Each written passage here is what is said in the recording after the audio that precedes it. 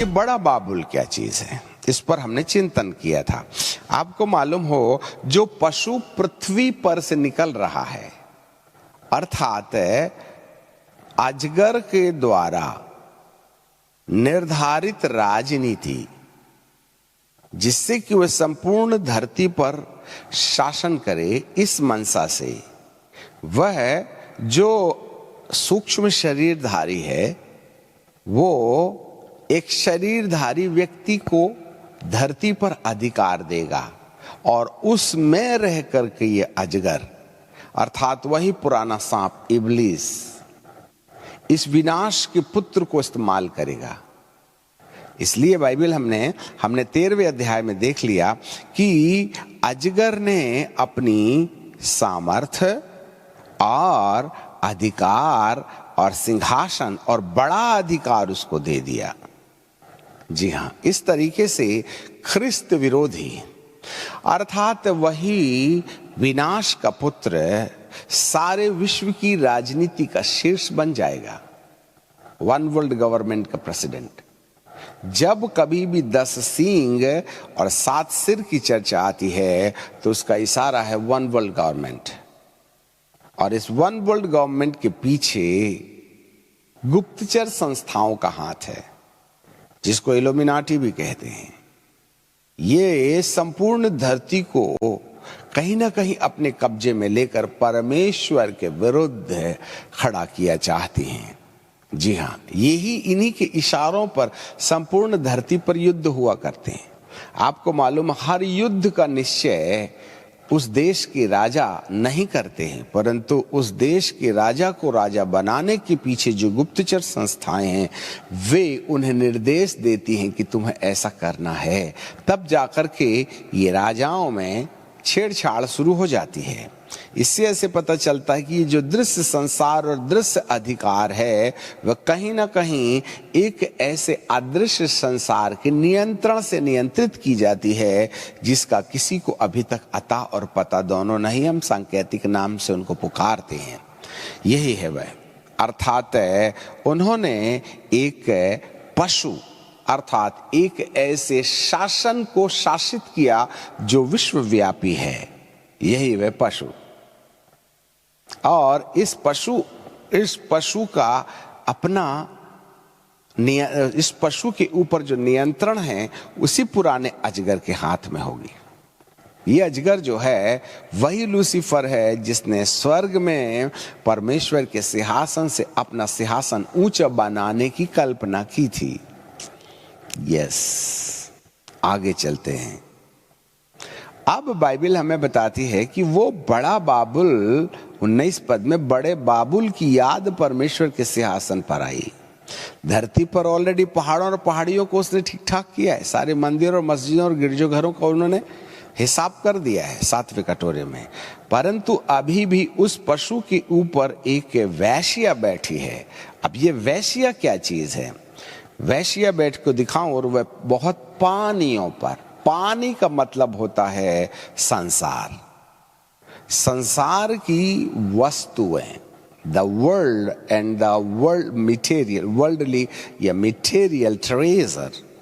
जी हाँ, 10 राज्यों 10 कॉन्टिनेंट्स में धरती को बदलकर उसने 10 प्रतिनिधि तैयार किए। वहां की सारी राजनीति, वहां का सारा धन, वहां का सारा धर्म और वहां का सारा पावर वह इन 10 के रास्ते अपने हाथ में ले लेता है, और इसे कहते हैं पानी। इसमें 4 चीज आ जाएंगी, 1 religion, 1 politics, 1 power and 1 money, finance. ये 4 महत्वपूर्ण चीजें हैं जिसको यूनाइट किया जाएगा, और इसकी प्रैक्टिस हम कर रहे हैं। चाहे सामान डॉलर में बिकता हो, दिराम दराम में बिकता हो, चाहे रुपये में बिकता हो, या नेपाली रुपया हो, इंडियन रुपया हो, चाहे धराम हो, दिराम हो, चाहे डॉलर हो, यूरो हो, धरती के किसी भी कोने पर यदि कोई भी वस्तु खरीदी जाए और यदि मनी को या पैसे को रूपांतरित कर दिया जाए, डॉलर को रुपया में और रुपया को डॉलर में, तो आप ये देखेंगे कि हर देश में सामान की वैल्यू एक ही है। इसका मतलब है आप अमेरिका में डॉलर में खरीदिएगा, चाहे इंडिया में रुपया में खरीदिएगा, और दोनों का कैलकुलेशन निकाला जाए तो वैल्यू या वजन जो है उस वस्तु की एक ही होगी। इस प्रकार से दुनिया सामान खरीदने बेचने में संतुलित होते चली जा रही है। आपको क्या लगता है? हम सोचते हैं हम अमेरिका में सस्ता खरीद के लाएंगे, इंडिया में महंगा मिलता है। अरे तो अमेरिका के डॉलर में और इंडिया के डॉलर को यदि आप लोग एक्सचेंज कीजिएगा तो कीमत तो वही ना निकलती है। ऐसे समय में संपूर्ण धरती का पैसा बैलेंस हो जाएगा और संपूर्ण धरती के पैसे को एक ही करेंसी में, एक ही सिस्टम में बदल दिया जाएगा। अब ये स्त्री जो दिखाई दे रही है, ये स्त्री और कोई चीज नहीं है वरन लूसीफर अर्थात उसी पुराने अजगर के दूषित योजना के अंतर्गत जिस ख्रिस्त विरोधी को या विनाश के पुत्र को अधिकार दिया गया है, उसकी बुद्धि का नियंत्रण इसी आत्मा के हाथ है। और ये आत्मा इस प्रकार के राजनीति को नंबर 1, सिस्टम को नंबर 2, धर्म को नंबर 3, पावर को नंबर 4 इस तरीके से सिस्टमैटिक करेंगी जिसके ऊपर डायरेक्ट सीधे ख्रिस्त विरोधी के द्वारा इस अजगर का नियंत्रण हो। सो जो सिस्टम, इवल प्लान, दुष्टता की युक्तियां जिसके अंतर्गत जो लोग उस दुष्ट को, उस अजगर को, उस ख्रिस्त विरोधी को और उस झूठे भविष्यवक्ता को अपना बहुमत देंगे, वो नंबर 1 उनको प्रतिष्ठा देगा, नंबर 2 धन देगा, नंबर 3 उनको औधा देगा, नंबर 4 उन्हें अधिकार देगा।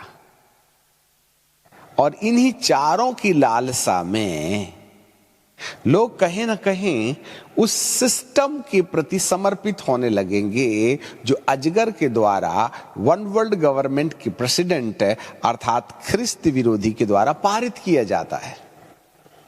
यह इंसान की सलाह नहीं होगी, यह इंसान की सलाह से कोई कानून नहीं बनेगा, इंसान की सलाह से व्यवस्था नहीं बनेगी, वरन वही अजगर उस विनाश के पुत्र के अंदर अपनी बुद्धि डाल करके जो दुष्टता से भरी हुई है, एक ऐसे वर्ल्ड वाइड फ्रेम को तैयार कर देगा जिसके अंतर्गत, जिसको कानून कहा जा सकता है, जिसको व्यवस्था कही जा सकती है, जिसको मानसिकता कही जा सकती है, जिसको काम करने की शैली कही जा सकती है, जिसमें दुष्टता के अलावा और कुछ नहीं होगा, उस अनविजिबल सिस्टम को, जिसमें इंसान खुदा की खुदाइयत को छोड़कर शैतानियत के प्रति समर्पित हो जावे, उसको भौतिक रूप से कुछ इस तरीके का एक सिस्टम बनाया जाएगा जिस सिस्टम के अंतर्गत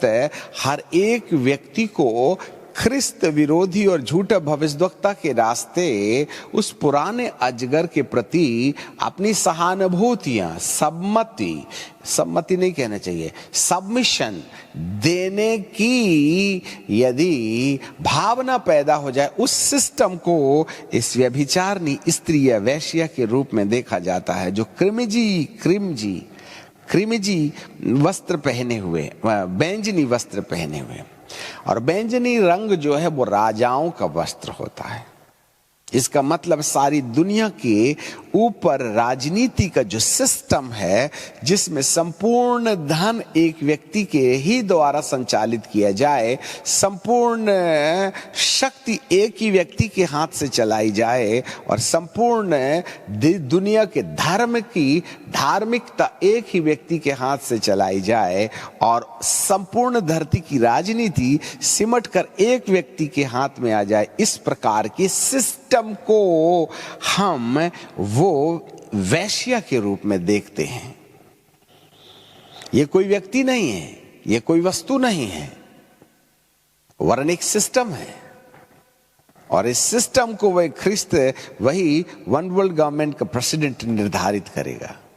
वो किसी से सलाह नहीं लेगा, वरन वो स्वयं में किसी गैर आत्मा की पकड़ में होगा। ये पुराना अजगर अपना अधिकार देगा, अपना सिंहासन देगा, और इसका अपना एक हेडक्वार्टर होगा, जहां से संपूर्ण प्रकार की रीति नीति जो दुष्टता से भरी हुई हैं संचालित की जाएंगी। और वो जगह होगी वही बाबुल।